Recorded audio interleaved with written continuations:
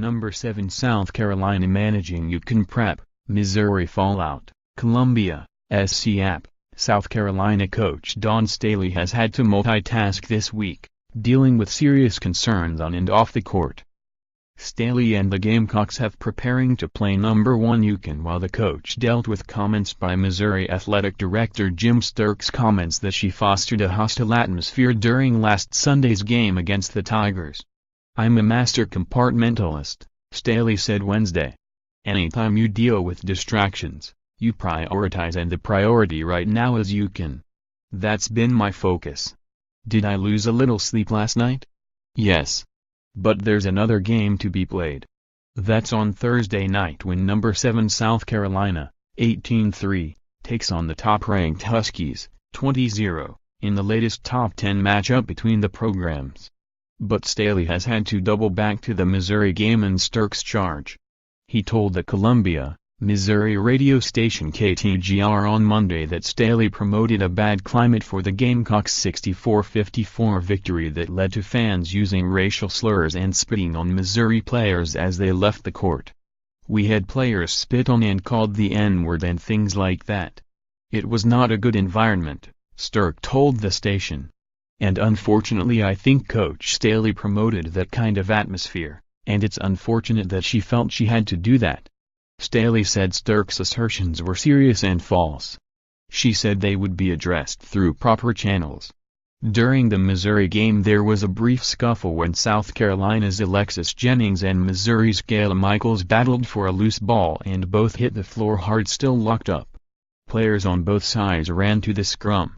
Officials took about 15 minutes to decide on penalties. 2 Missouri reserves were ejected for leaving the bench while a starter on each side, Missouri's Sophie Cunningham and South Carolina's Donia Cliney, were assessed unsportsmanlike fouls.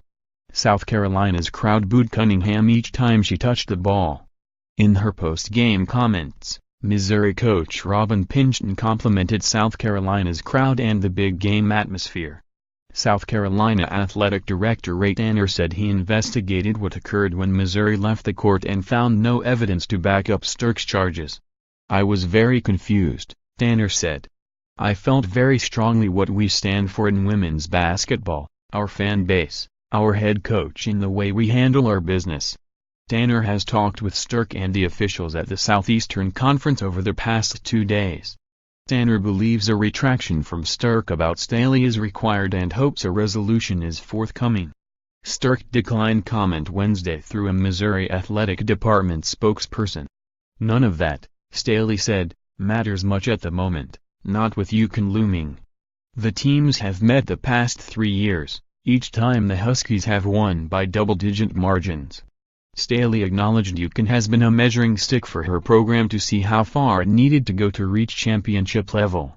That has not changed even with South Carolina winning its first NCAA title, defeating Mississippi State in the finals after the Bulldogs stunned the 4-time defending champ UConn in the semis, last April.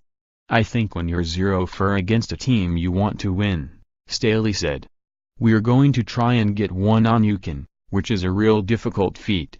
The Huskies have already defeated power programs like Notre Dame, Maryland, Stanford and Oklahoma by 9 points or more this season. It's different now that both teams have national championships," said South Carolina forward A'ja Wilson. "But at the same time, it's the game of basketball. We're playing the same basketball that we've been playing for 4 years against them." Huskies coach Gino Auriemma said his team has not yet gone through the gauntlet that South Carolina can be at home. "It was boisterous. The fans are passionate and the environment was unbelievable," he said. "We'll see whether this team is equipped to handle that."